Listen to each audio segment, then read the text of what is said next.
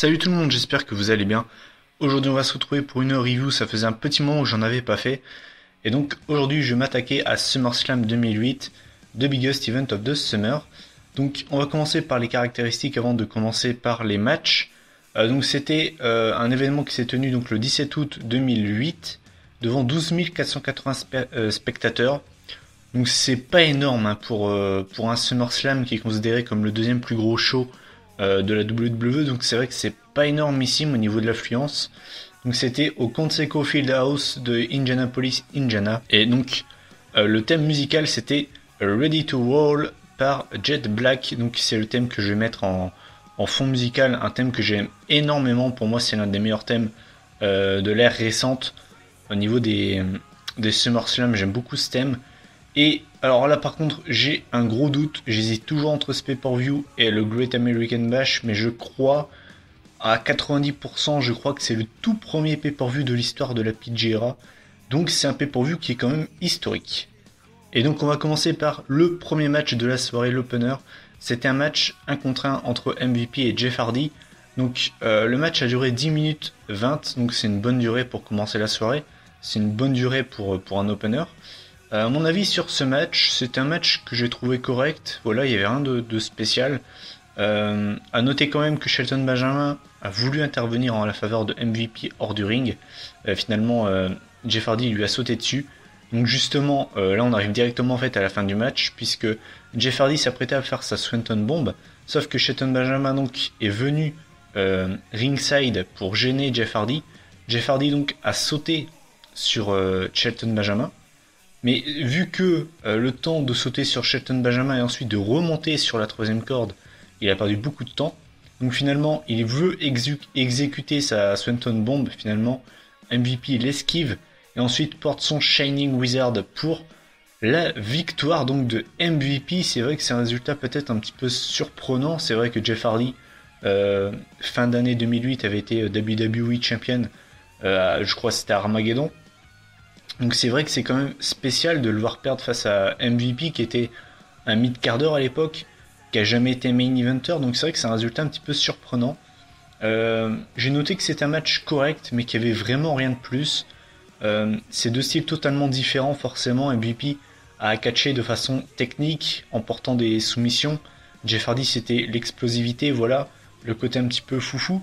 Mais c'est vrai que c'était deux styles totalement différents. Après franchement, personnellement, j'ai pas trouvé ce match exceptionnel, loin de là, mais pour moi ça vaut quand même la moyenne, donc j'ai mis une note de 6 sur 10, donc c'est un match qui était correct pour commencer la soirée.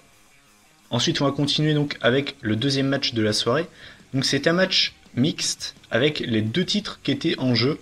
Donc on avait les challengers Glamarella, donc Santino Marella et Beth Phoenix, face à Mickie James, donc la championne Women's, et Kofi Kingston qui était devenu champion intercontinental. Donc le match a duré 5 minutes 30, donc c'est pas très très long, donc déjà vous devez vous douter que j'ai pénalisé au niveau de la note finale par rapport à la durée du match. Mon avis sur le match en lui-même, je l'ai pas trouvé mauvais, je l'ai même trouvé divertissant avec Santino qui faisait le mariole pendant tout le match. Moi ça m'a fait assez rire, voilà, Santino Marella qui... Moi ça me faisait assez rire ce duo Beth Phoenix, Santino Marella. Glamarella. Donc voilà, c'était un match que j'ai trouvé pas mauvais, pas non plus fou, attention, loin de là, je dis pas ça, mais j'ai trouvé que c'était bien. Voilà, les femmes, les hommes ont eu leur temps, enfin voilà, il y a eu aucun catcheur qu'on a presque pas vu pendant le match. Il y avait ce côté fun avec Santino Marella. Malheureusement, forcément, il a pas été très long. Et donc le résultat final, en fait, c'est une victoire donc de Beth Phoenix et Santino Marella, avec un glam slam de Beth Phoenix sur Mickie James pour la victoire finale. Donc c'est un match que j'ai trouvé divertissant, fun, pas si mauvais que ça. Donc j'ai mis la moyenne, j'ai mis 5 sur 10. Je me voyais pas non plus mettre plus que ça. Je pense que si ce match aurait duré 8-9 minutes, j'aurais peut-être pu mettre 5, 6, 7. Mais malheureusement, voilà, il a été trop court. Mais voilà, ça reste quand même correct. Mais c'est vrai que pour l'instant, les deux premiers matchs n'ont pas été exceptionnels.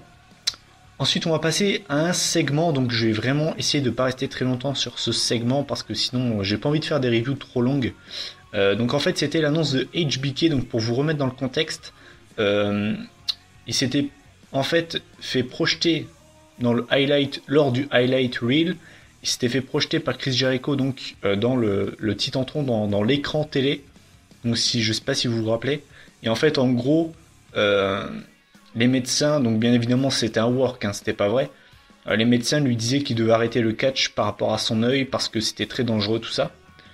Donc finalement Shawn Michaels arrive sur le ring avec sa femme Rebecca et commence à être cash en disant tout simplement qu'il devait arrêter sa carrière. Voilà, pour la première fois de sa carrière, il allait écouter les médecins et que voilà, il avait une femme, il avait des enfants et que bah maintenant il allait être le mari parfait. Il allait vraiment annoncer sa retraite et partir, sauf que à l'époque, qui était le main heel de la compagnie avec Edge, c'était Chris Jericho, Y2J qui arrive sur le ring, qui était vraiment le mec, mais vous avez juste envie de le baffer, quoi. Il jouait tellement bien son rôle, ce mec. C'est vraiment l'un de mes catcheurs préférés, Y2J, et ça me manque cette époque avec Y2J qui était en top heel de la compagnie. Et finalement, en fait, il dit à Shawn Michaels, je te laisserai pas partir à la retraite. Je veux pas que tu dises que c'est de la faute des médecins. Je veux que tu avoues que c'est de ma faute, moi, Y2J, si tu dois prendre ta retraite. Alors, je ne quitterai pas ce ring tant que tu ne l'auras pas dit. Et finalement, ensuite, Shawn Michaels il a un petit peu provoqué en lui disant qu'il ne serait jamais Shawn Michaels et qu'il devait donc dire ça à ses enfants, tout ça. Et finalement, la tension a commencé à monter entre les deux. Finalement, Y2J a voulu mettre une droite à Shawn Michaels, sauf que Shawn Michaels a esquivé la droite et donc, vous l'aurez compris, Chris Jericho a tapé Rebecca, donc la femme de Shawn Michaels. Donc cette rivalité est quand même partie très très loin, avec derrière les lèvres de Rebecca qui commençaient à gonfler, donc c'était très très bien monté comme segment. Et voilà, donc c'est un segment que j'ai trouvé sympa. À noter quand même que ils ont eu un match juste génial. Si jamais vous l'avez jamais vu, je vous invite à aller voir leur ladder match à No Mercy 2008. Il est juste superbe. De toute façon, voilà, ils se sont affrontés plusieurs fois. Ces deux-là dans le même ring, c'est un régal. Ils se sont aussi affrontés dans leur match à WrestleMania 19. Bref, si vous avez jamais vu leurs deux matchs, allez les voir. Vous allez certainement pas perdre votre temps. Mais voilà. Et là, on va passer à la blague de la soirée. Donc, c'était pour le titre de la ECW. Donc, c'était Matt Hardy face à Mark Henry, donc qui était le champion de la ECW à l'époque. C'était pas un match qui me faisait rêver. C'était certainement pas un match que j'attendais. Et au final, j'ai bien eu raison puisque le match a duré 31 secondes. Oui, 31 secondes. Donc en fait, c'était très rapide. Mark Henry a voulu faire une avalanche dans le coin du ring sur Matt Hardy. Matt Hardy a esquivé. Matt Hardy porte son Twist of Fate, veut faire le tomber. 1, 2. Et donc là, le manager donc de Mark Henry, Tony Atlas, tire les pieds de Matt Hardy hors du ring et le frappe. Donc non seulement le match a duré 30 secondes, mais en plus de ça, à la fin, le match se finit par une disqualification. Donc victoire de Matt Hardy par disqualification. Vous connaissez mon point de vue là-dessus. Voilà. J'ai pas du tout aimé. Finalement, ensuite, on a Jeff Hardy qui vient aider son frère pour mettre une sacrée branlée à Mark Henry. Mais donc clairement, je vais pas rester très longtemps sur ce match. C'est clairement pas un match que j'attendais. Et vu la prestation que j'ai eu devant moi, je peux pas mettre... D'habitude, je mets 1 sur 10. Quand on a des matchs aussi rapides, je mets toujours au moins 1 sur 10 par rapport au finisher, voilà, pour pas dire de mettre 0. Mais alors là, avec une fin pareille, je peux même pas mettre 1, j'ai mis 0. J'ai mis 0 parce qu'un match comme ça, en pay-per-view, j'en vois pas l'intérêt. Et juste, si c'est pour faire ça, je vois pas pourquoi ils l'ont fait, quoi. Autant rajouter des minutes en plus aux autres matchs, parce que voilà, c'est... Surtout que, à noter quand même, c'est le 20e anniversaire de SummerSlam, et je pense pas que c'est une très bonne manière de fêter le plus gros show de l'été de cette manière. Donc clairement, voilà, c'est le genre de match qui m'énerve plus qu'autre chose. Donc voilà. Ensuite, on va passer au match pour le World Heavyweight Championship. Donc ce sera la première défense de titre à l'époque de CM Punk face à JBL. Autant vous dire qu'il n'a pas eu de chance, le pauvre CM Punk, de devoir défendre son titre face à JBL. Pour ceux qui ne le sauraient pas, ces deux catcheurs-là, c'est totalement l'opposé. CM Punk étant mon catcheur préféré, JBL étant le catcheur que j'aime le moins, enfin, presque, c'est vraiment presque l'un des catcheurs que j'aime le moins. Je trouve ce mec absolument nul. Je le trouve absolument rien. Il a un in-ring dégueulasse. Physiquement, je sais que ça se fait pas de juger au physique, mais quand vous voyez l'état de forme qu'il avait en 2008, putain, what the fuck, il est moche, il a une tête de cul. La seule chose, franchement, pour être franc avec vous, la seule chose que je lui trouve, c'est que je le trouve bon au micro. C'est la seule chose que je peux pas lui enlever. Mais après ça, je vois pas en quoi ce mec-là a eu un règne de plus de 250 jours en tant que champion à SmackDown. Voilà, bref. Désolé s'il y a des fans de JBL, mais je le trouve vraiment rien du tout, mais vraiment rien du tout. Et puis bah, surtout, voilà, il a pas de chance le pauvre CM Punk, et vous allez voir que c'est les 2 matchs de championnat pour ce pay-per-view, vous allez dire, ah ouais, bah, ils ont sacrément bien fêté SummerSlam, vous allez voir le prochain match, c'est encore pire. Bref. Donc, alors qu'est-ce que j'ai pensé de ce match? Alors déjà, ce match a duré 11 minutes, c'est une durée correcte. J'ai presque rien noté sur ce match, j'ai trouvé assez lent au final, puisque ben forcément bah, il y a JBL, donc bah, le match pouvait pas être très très rapide. À noter donc que c'était la première défense de titre de CM Punk, c'était suite à son cash sur Edge à Raw, après que Batista avait attaqué Edge, donc voilà. Donc à noter quand même qu'en fait CM Punk a porté un Malenko kick sur JBL, et en fait donc CM Punk est tombé en premier forcément, et JBL tombe après, mais en fait cette espèce d'abruti est tombé sur la tête de CM Punk, ce qui fait qu'en fait les deux se sont bien tenus la tête, hein, bah, bravo JBL, et donc CM Punk a pissé le sang de la tête, et ça a dû bien faire mal quand même quand vous avez un gros balourd comme JBL qui vous retombe dessus comme une grosse merde. Elle tête la première, ça a pas dû lui faire du bien. Là, les oreilles de JBL doivent siffler tellement je l'insulte. Enfin, vraiment, j'ai rien contre la personne en elle-même. Hein. Je veux dire, voilà, là, d'ailleurs, il est commentateur, ouais, j'ai rien contre lui. Hein. Mais catcheur, je ne l'ai jamais aimé. Je trouve son in-ring dégueulasse. Physiquement, il est dégueulasse. Je suis peut-être violent en disant ça, mais vraiment, je peux pas avec ce mec. Donc voilà, je vais essayer de finir ce match rapidement. Donc voilà, donc victoire de CM Punk avec son JTS. J'ai presque rien relevé d'autre. C'était un match vraiment pas très intéressant. Il était correct, mais il y avait vraiment rien de plus. J'ai mis une note de 6 sur 10. Et j'ai toujours pas eu un match pour moi à la hauteur du 20e anniversaire de SummerSlam. Et le prochain match va certainement pas arranger les choses, puisque c'était pour le WWE Championship. C'était The Game, Triple H, qui était le champion à l'époque, face au Great Khali. Les gars, est-ce que j'ai besoin d'argumenter? Je veux dire, ils pouvaient pas mettre Jeff Hardy face à Triple H, je sais pas, même MVP, je ne sais pas, enfin, trouver un gars, même Jimmy Wang Yang, j'en sais rien, Funaki, mais pourquoi le Great Khali, putain de merde? C'est le catcheur le moins bon dans le ring, enfin, le catcheur, j'ose même pas appeler ça un catcheur. Ce mec-là, c'est un palmier, vous le laissez en plan sur le ring, vous l'arrosez, ça devient un palmier ce gars-là, c'est ouf. Ben non mais, il est plus doué... il est pas doué ce gars, je sais même pas comment il fait dans la vie de tous les jours, quoi.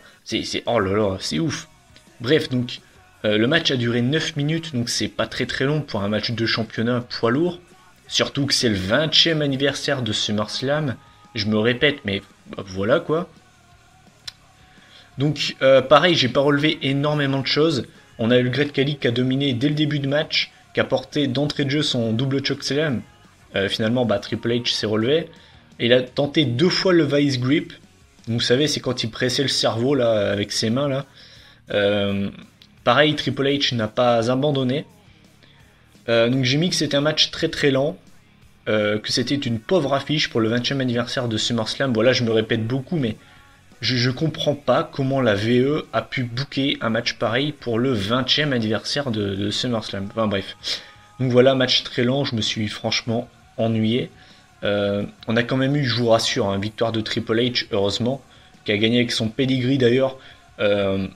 Pour ceux qui se plaignent des pedigrees de Seth Rollins, parce que soi-disant il n'est pas assez stock pour les porter, je crois d'ailleurs c'est Cora qui disait ça, eh bien, je l'invite à revoir les pedigrees de Triple H sur le Great Khali.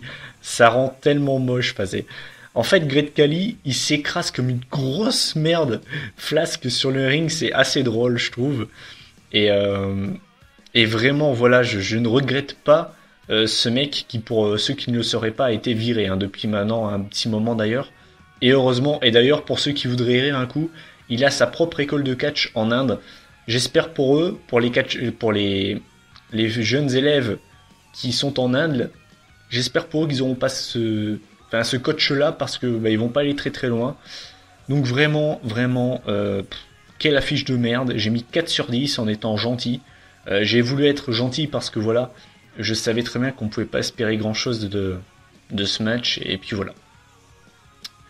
Ensuite, on va arriver aux 2 derniers matchs de la soirée et j'ai vraiment envie de vous dire, heureusement que ces 2 matchs sont dans la carte parce qu'ils ont vraiment relevé le niveau et ils ont vraiment sauvé la note finale du pay-per-view. Vous allez voir la note finale du pay-per-view, vous allez vous dire, ah oui quand même.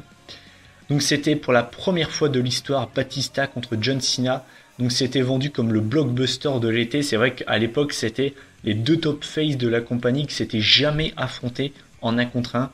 Et s'étaient déjà confrontés dans la finale du Royal Rumble 2005. Ils s'étaient aussi déjà affrontés en tag team à Noyo 2007 où Cena était en équipe avec Shawn Michaels et Batista avec le Undertaker. C'était les 2 affiches de WrestleMania en fait. Mais c'est vrai qu'ils s'étaient jamais affrontés en 1 contre 1. Et c'était une affiche à l'époque très très attendue. Au niveau de l'ambiance de la foule, c'est clairement Batista qui était le plus acclamé. Donc mon avis sur ce match, c'était un bon match. J'ai bien aimé. Et je vais donner un exemple tout bête pour ceux qui ne comprendraient pas pourquoi j'ai détesté le Lesnar Reigns ou bien par exemple les Cena Rock. Là aussi on a eu des finishers. Et bon, quand même moins que les matchs que j'ai cités avant. Mais là au moins c'est monté crescendo. C'est-à-dire qu'on a eu une construction. Au début c'était une épreuve de force. Après on a eu des prises basiques, des souplesses, tout ça. Mais ils n'ont pas directement balancé des spears, des spinebusters, des Batista bombes. Là au moins il y a eu une vraie construction dans ce match. Donc le match a duré presque 14 minutes. Donc c'est une bonne durée je trouve. Donc je vais vous relever toutes les grosses prises qui ont été utilisées. On a eu le STFU. Donc finalement Batista n'a pas abandonné. Le FU, on a eu le Spear, on a eu le Batista Bomb. Donc à noter qu'il y a eu une prise très impressionnante puisque John Cena était sur la 3ème corde. Donc il a pris l'élan pour, vous savez, faire sa leg drop en fait. Et finalement Batista l'a chopé à la volée avec une Batista Bomb à la volée. À l'époque je pensais que c'était déjà fini. Finalement John Cena se dégage. Dans la foulée Batista s'énerve. Se dit quoi, c'est pas possible. Cena se relève de ça. Et finalement, donc, il prend l'élan. Il lui met un gros coup de kick dans la face. Le relève. Batista bombe dans la foulée. Pour la victoire de l'animal Batista. Qui a eu une énorme victoire au final. L'air de rien, c'est quand même pas une victoire à négliger. C'est peut-être l'une de ses plus grosses victoires dans sa carrière quand même. Forcément, j'étais très content. Parce que, je vais le rappeler pour ceux qui ne le sauraient pas. Batista était mon catcheur préféré quand j'ai débuté le catch. J'ai toujours beaucoup de respect pour lui, hein. J'ai aucun problème avec lui. Donc voilà, j'ai plutôt bien aimé ce match, je vous le dis franchement, j'ai trouvé ce match agréable à suivre. C'était certes un match avec quand même pas mal de prises de finition, et encore, je trouve qu'ils en ont pas trop abusé, mais au moins la différence par exemple d'un Lesnar Reigns ou bien surtout des Cena Rock, c'est que là ça a été bien construit. Encore Cena Rock, celui du 28, je suis pas trop d'accord, il a quand même été construit un minimum. Je parle surtout celui du 29, je trouve qu'il est vraiment un finisher match. J'ai détesté ce match. Mais là au moins, voilà, là c'était quand même bien construit. Donc j'ai mis la note de 7,5 sur 10. J'ai hésité à mettre 8. Mais finalement, voilà, j'ai trouvé que c'est 8, ça fait quand même 4 étoiles sur 5. Je trouve que c'est peut-être un peu abusé. Donc voilà, j'ai descendu un tout petit peu. J'ai mis 7,5 sur 10, c'est quand même une bonne note. Et enfin, on arrive au main event of the evening. C'était un Hell in a Cell entre l'Undertaker et Edge. Ça m'a fait tellement plaisir de revoir ce match. Il y a très peu de matchs de catch que je peux regarder autant de fois que je veux sans me lasser, sans savoir en fait, en se disant voilà, je connais le résultat, ça sert à rien que je regarde. Ce match-là, je le connais presque par cœur. Ça ne me dérange absolument pas de le revoir. Pour moi, c'est le jeu de cash. Pour moi, c'est le meilleur Hell in a Cell de la PGRA, puisque je vous rappelle que normalement, si je dis pas d'erreur, c'est le premier pay-per-view sous l'ère PG. Donc pour moi, c'est le meilleur Hell in a Cell match de l'histoire de la PGRA. Et l'un des meilleurs Hell in a Cell tout court. À l'époque, Edge, en fait, était en instance de divorce avec Vicky Guerrero. Je me rappelle, donc en fait, Mick Foley était venu à SmackDown. Edge lui avait demandé comment tu peux me conseiller pour battre l'Undertaker. Voilà Mick, t'as déjà affronté l'Undertaker, comment je peux faire pour en venir à bout? Et finalement Mick Foley lui avait dit, moi je peux pas t'aider, de toute façon j'ai pas envie de t'aider, la seule chose que je peux te dire c'est remets-toi en question, dis-toi qui est le vrai Edge, ressasse-toi tout ce que tu as fait auparavant. Donc il fait forcément allusion à ses ladder matchs avec Christian, tout ça. Finalement Edge avait un petit peu pété un câble en disant merci Mick. Alors ensuite il avait défoncé Mick Foley. Et finalement donc Edge arrive dans le Hell in a Cell et absolument pas effrayé, mais alors vraiment pas, il était plutôt en mode Glock, en mode en mode un petit peu ouais, scary, parce qu'il était vraiment en mode déterminé, il avait absolument pas peur. Et c'est ce genre de Seth Rollins que j'aimerais voir, parce que je compare beaucoup Edge et Seth Rollins. Voilà, l'autorité, la familia, deux heels qui sont un petit peu froussards, mais Edge avait quand même des couilles en béton, on peut quand même se le dire, par rapport à Seth Rollins qui était vraiment une pleureuse. C'est ça la différence en fait. Voilà, donc en fait je vais pas rester très longtemps sur ce match. Pour moi j'ai rien d'autre à dire, c'est le match de la soirée. 10 sur 10, voilà, pour moi c'est ce que doit être un Hell in a Cell. Pour vous comparer avec les Hell in a Cell qu'on a eu, j'allais dire cette année, mais à Hell in a Cell 2015, c'est ce que j'avais un petit peu reproché au Wyatt Reigns. C'était un petit peu trop des... Bah voilà, c'était un tables match, il n'y a eu que des tables de sortie. Là on a eu un caméscope, enfin une caméra plutôt, pas un caméscope. On a eu une caméra, des chaises, des échelles, des tables. On a eu un spear, les escaliers aussi. On a eu un spear de Edge qui a pris de l'élan avec l'escalier, donc sur l'Undertaker. Donc ils ont carrément cassé le grillage, ils ont été hors de la cage. Il y a également eu un spear de Edge sur l'Undertaker à travers la table des commentateurs. C'était tout simplement énorme. On a eu un double chokeslam en fait de l'Undertaker sur Edge qui est passé à travers deux tables. Qu'est-ce qu'on a eu encore? On a tellement eu de choses. On a eu des last ride, chokeslam. Les deux ont fait des spears. Même l'Undertaker a porté un spear sur Edge. On a eu un execution.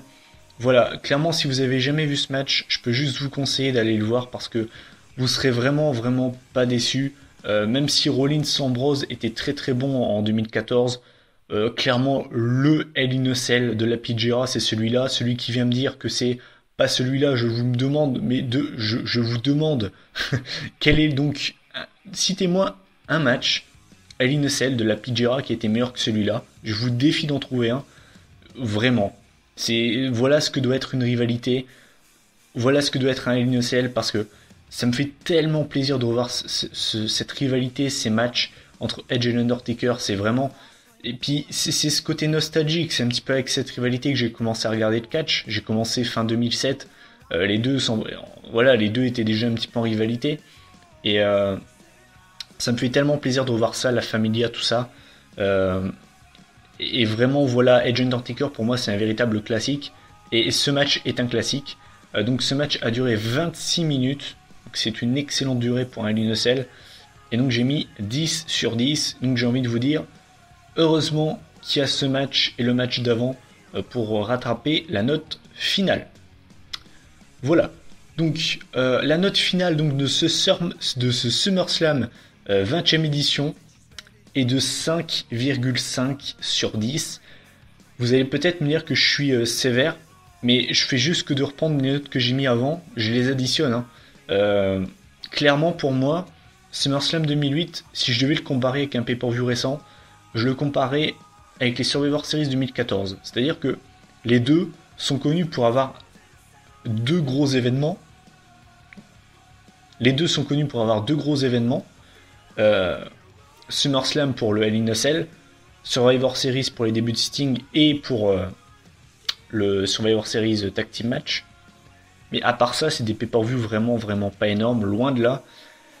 Ce SummerSlam n'est vraiment pas à la hauteur, je vous le dis franchement. Le MVP Jeff Hardy est correct, mais encore une fois, voilà, il n'y a rien de fou.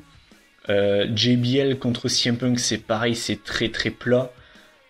Matt Hardy, Mark Henry, je comprends même pas qu'est-ce que ça fout dans un pay-per-view comme ça. Great Khali, Triple H, c'est du foutage de gueule quand même. Pour moi, voilà, enfin, je vous dis franchement, les deux affiches pour les titres, poids lourd était vraiment ridicule, je vous le dis franchement, c'était pas à la hauteur d'un 20e anniversaire de SummerSlam. Et puis voilà. Et clairement, c'est dommage. Je pense que à l'époque, ils avaient vraiment un roster de qualité, ils avaient vraiment moyen de faire largement mieux. Et vraiment, j'ai été déçu de ce pay-per-view.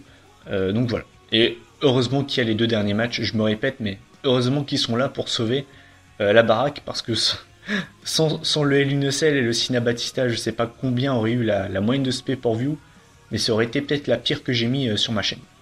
Donc je vous invite à donner votre avis en commentaire sur ce pay-per-view si vous l'avez déjà vu. Quel est selon vous le match de la soirée? Est-ce que selon vous Edge Undertaker est le meilleur Hell in a Cell de la Pidgera? Qu'est-ce que vous pensez des 2 affiches pour les titres poids lourds? Voilà, enfin bref, voilà quoi. Ma prochaine vidéo, ce sera les sondages pour le Royal Rumble 2016. Et puis bah voilà, tout simplement. Donc moi je vous souhaite une bonne fin de week-end. Et puis bah donc à la semaine prochaine. Prenez soin de vous. Salut.